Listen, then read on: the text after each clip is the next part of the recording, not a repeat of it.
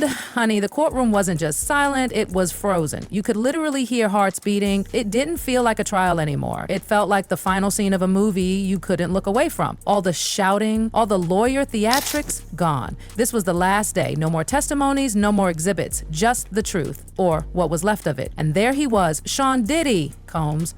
No diamond chains, no arrogant swagger, no hunky days, the accolades, the vaults, no huge hits. It reminded people of the urgency and the criminal process that we damn near covered up. Sean Diddy Combs. No diamond chains, no arrogance, just a plain black blazer, an open collar, and a face that looked like it hadn't slept in days. He wasn't trying to be flashy, not today. He sat completely still, eyes empty, staring straight ahead like he was already hearing something none of us had caught up to yet. The room? Cold. Like bone-chilling cold. No press allowed inside, but outside, a storm was brewing. Reporters buzzing like bees, waiting for that courtroom door to crack open and spill the secrets inside. The judge walked in like he was carrying the weight of 100 scandals. The jury? Stiff. Some wouldn't even look at Diddy. Others couldn't take their eyes off him. And then the prosecutor stood up, not with drama, but with power. Their voice didn't need to rise. The story had already been told. Sealed rooms, encrypted messages, money trails, fear, a silence bought and paid for. Then came the defense. And they didn't scream, "He's innocent." No, they painted him as complicated, as someone shaped by success, survival, and a ruthless system. Not perfect, sure, but not guilty just because he was powerful. Imperfection isn't guilt, his lawyer whispered, and suspicion isn't proof. And then, hold your breath, Diddy stood up, not shaken, not rushed, just certain. His lawyer leaned in, trying to stop him. You could see the panic. But Diddy just raised a hand and whispered something. The judge raised an eyebrow. "Mr. Combs, are you requesting to speak?" "Yes, Your Honor, I am." Now let me tell you, that never happens. But the judge, he allowed it. And what happened next, baby, was something nobody saw coming. Diddy walked slowly toward the podium. Each step echoed like a drumbeat in a funeral procession. He stood tall, hands gripping the wood like it was the only thing holding him up. And then silence, not hesitation. Control. He looked at the judge, then the jury, then the crowd, and finally he spoke. Not like a mogul, not like the man from the interviews. "I want to speak as the man who's lived in silence longer than anyone realizes," he said. Girl, the room didn't even blink. Not a single cough, not a shuffle, nothing. Just eyes and ears, and attention so thick you could slice it with a knife. His voice? It wasn't the smooth Diddy voice we've heard on records. It was rough, strained, honest. I built my name on control of my story, of my image, of the people around me. I thought it was survival. He paused, looked down, not in shame, but like he was walking through a haunted house in his own memory. And then came the part that made even the coldest juror sit up straight. "I stopped asking if I was right," he said. "I only asked if I was untouchable." Chilly goosebumps. He admitted he heard the stories told in court, some true, some twisted, some darker than even he expected.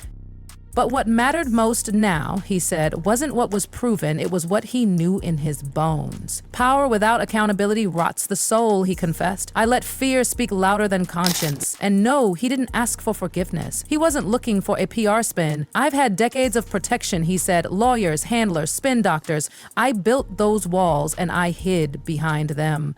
The honesty kept pouring.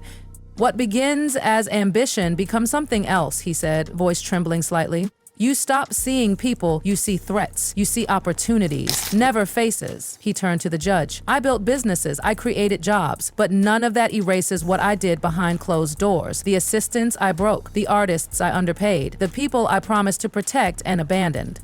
And then came the heartbreak. You know what hurts the most? He asked, eyes glistening. Not this courtroom, not the headlines, but realizing people I cared about, they stopped looking at me like I was human. By now, the entire courtroom was clinging to every syllable. This wasn't just a celebrity giving a speech. This was a man undressing his soul in front of strangers. I convinced myself that money could fix anything. If I kept building, kept giving, no one would ever see what I buried. But this trial made me look, and I hate what I saw. His tone drops, softer, still sharp. I'm not the man I pretended to be.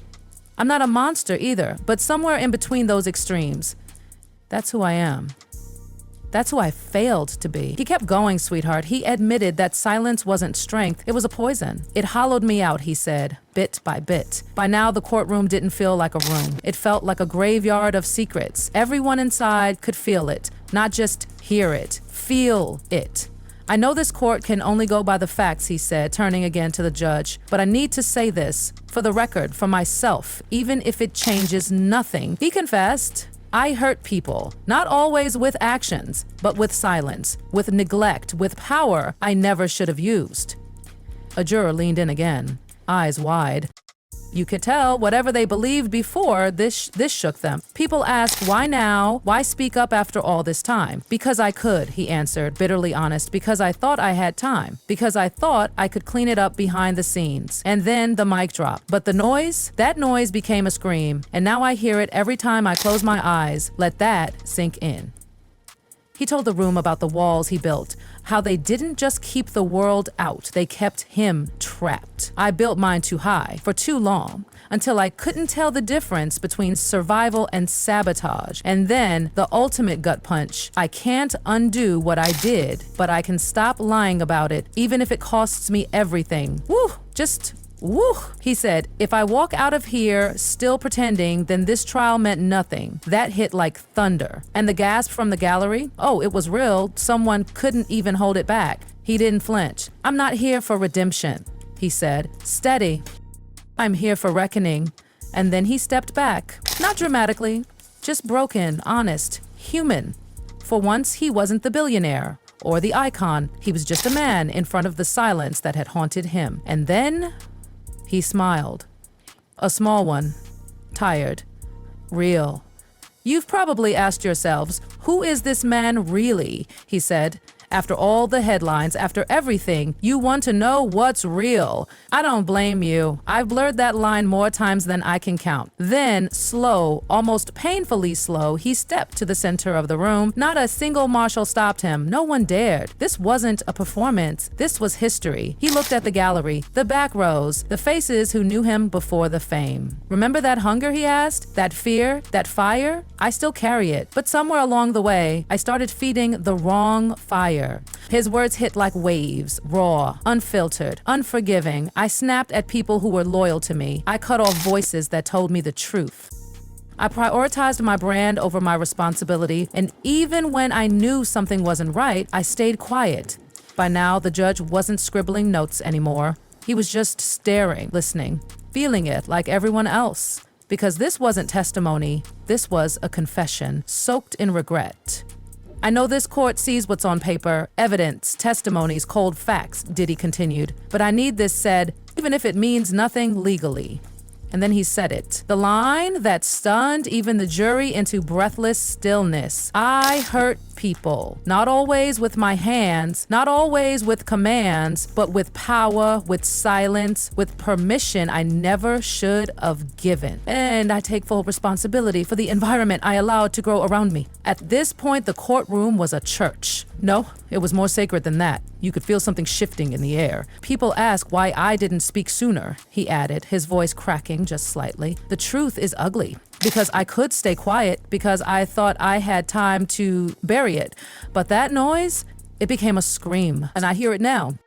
He paused, scanned the room like he was saying goodbye to something he could never return to. You spend your life building walls to keep the world out, but eventually those walls don't protect you, they trap you. And then came the part that felt like a dagger to the chest. I can't rewind time, I can't fix the damage, but I can stop pretending. Because if I leave here still wearing the same mask I walked in with, then all of this meant nothing. That line, it'll be quoted forever, tattooed onto social media, immortalized in books, because it was the moment the myth died and the man finally spoke. He whispered, I'm not here for redemption.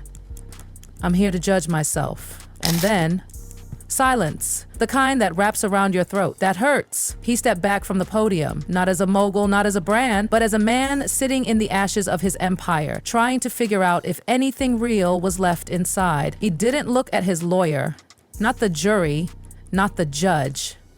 He just returned to his seat, slow, heavy, deliberate, folded his hands, leaned forward, and stared at the floor like it was the first time he saw what he'd built. And that's when the judge finally broke the silence. "Let the record show," he said, voice hoarse, "the defendant has made a voluntary unscripted statement. It will be entered into the case log in full." But even then, nobody moved. Because we all knew this trial, it had changed.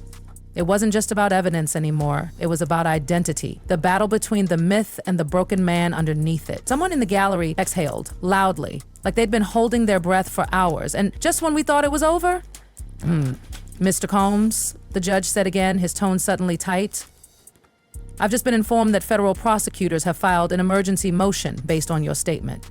Boom. "You are to remain in custody pending review."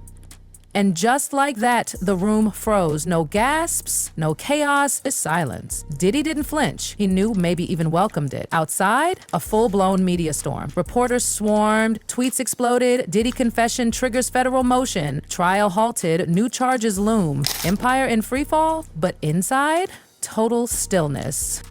A juror wiped away tears. The judge stood and said, "In all my years, I've never seen anything like that." Diddy just nodded, calm, ready, no cuffs, no drama. A marshal simply placed a hand on his shoulder and led him away, like he'd rehearsed this exit in his head for years. And though no cameras rolled, baby, they didn't need to.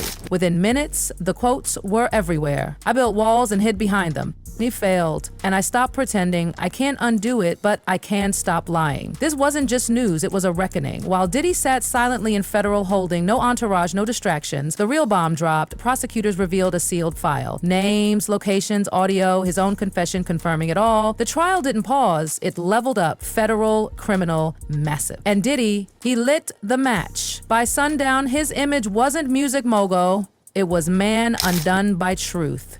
Not because he lost control, but because he finally gave it up. And maybe, just maybe, that wasn't the end. It was the beginning of truth echoing louder than anything he ever recorded, forever.